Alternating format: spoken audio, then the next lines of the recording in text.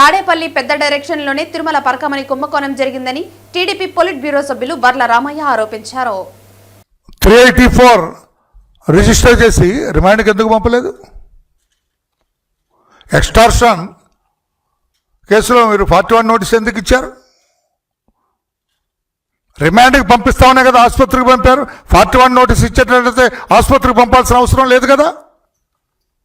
ఆసుపత్రి ముద్దాయిలను అందరినీ ఆసుపత్రికి పంపించారు కదా, హాస్పిటల్లో చెకప్ చేయించారు కదా, మరి రిమాండ్కి ఎందుకు పంపలేదు? వీటన్నిటికి కూడా సమాధానాలు చెప్పవలసిన బాధ్యత మీ మీద ఉన్నది అని చెప్పి కూడా నేను తెలియజేస్తున్నా. ఆనాటి ఎస్పీ గారే ఇందులో బాగా ఇన్వాల్వ్ అయ్యారని చెప్పి కూడా తిరుపతిలో అందరూ అనుకుంటున్నారు. దానికి సమాధానం చెప్పవలసిన బాధ్యత మీ మీద ఉందని చెప్పి కూడా నేను తెలియజేస్తున్నా. నేను ఇందులో రిక్వెస్ట్ చేస్తున్నాను. నేను ఇప్పుడు వ్యవస్థలన్నీ ఒకటైపోయాయి. ఇక నువ్వేం చేస్తావు? ఎందుకు అనవసరంగా దీన్ని ఇష్యూ చేస్తావు? నీ మీద పీడీ యాక్ట్ పెట్టమని ఎస్పీ గారు నాకు ఆదేశించారు. మర్యాదగా వారిని బెదిరించినట్టు ఒప్పుకో, లేదంటే ఎన్కౌంటర్ చేస్తా. ఇది సిఐ గారు మాట్లాడింది జర్నలిస్ట్ తోటి. ఐ రిపీట్, వ్యవస్థలన్నీ ఒక్కటైపోయాయి. ఎవరికి? ముద్దాయికి అనుకూలంగా.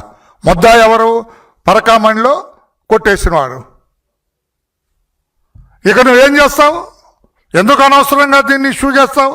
నీ మీద పీడీ యాక్ట్ పెట్టమని ఎస్పీ ఆదేశించారు. మర్యాదగా వాడిని బెదిరించినట్టు ఒప్పుకో, లేదంటే ఎన్కౌంటర్ చేస్తా అని సిఐ చంద్రశేఖర్ తన గన్ టేబుల్పై పెట్టి మమ్మల్ని బెదిరించారు. ఏంటి సార్ ఇది? పోలీస్ వ్యవస్థ ఏంటి సార్ ఇది?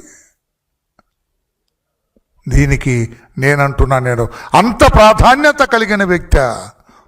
వ్యవస్థలన్నీ రవికుమార్కి అనుకూలంగా ఎందుకు ఉన్నాయి? భూమన కరుణాకర్ రెడ్డి గారు మీరు చెప్పగలరా సమాధానం? ఎందుకు వ్యవస్థలన్నీ పరకామణి కేసులో ముద్దాయి రవికుమార్కి అనుకూలంగా ఉన్నాయి? ఎందుకు జర్నలిస్టుల మీద ఈ కుట్ర పన్నారు? మీరు జర్నలిస్టుల మీద ఎందుకు ఈ కేసు పెట్టారు?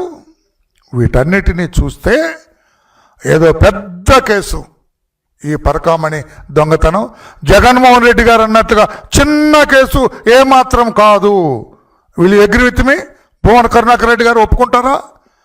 జగన్మోహన్ రెడ్డి గారు అన్నట్లుగా పరకామణి దొంగతనం చిన్న కేసు కాదు, చాలా పెద్ద కేసు. ఎందుకంటే వ్యవస్థలు అన్నీ కూడా ఈ ముద్దాయి వెంటున్నాయి, రవికుమార్ వెంటున్నాయి. అది చిన్న కేసు ఎందుకు అవుతుంది? చిన్న కేసు అయితే వ్యవస్థలన్నీ అతనికి అనుకూలంగా ఉండవలసిన అవసరం ఏముంది? ఈ రకంగా వ్యవస్థలను అడ్డు పెట్టుకొని సంబంధం లేని వాళ్ళని కూడా బెదిరిస్తారా? పీడీ యాక్ట్ చేస్తారా? ఎన్కౌంటర్ చేస్తారా? ఏం సార్ ఇది? ఏం జరుగుతుంది ఇది? పరకామణిలో దొంగతనం చేసిన వాడిని ఆ చెంప ఈ చెంప వాయించవలసిన ఈ వ్యవస్థలు దొంగతనం చేసిన వాడికి మద్దతు ఇచ్చి అవి ఇన్వెస్టిగేట్ చేస్తున్న జర్నలిస్టుల మీద తప్పుడు కేసులు పెడతారా? ఇది ఎంతవరకు న్యాయం?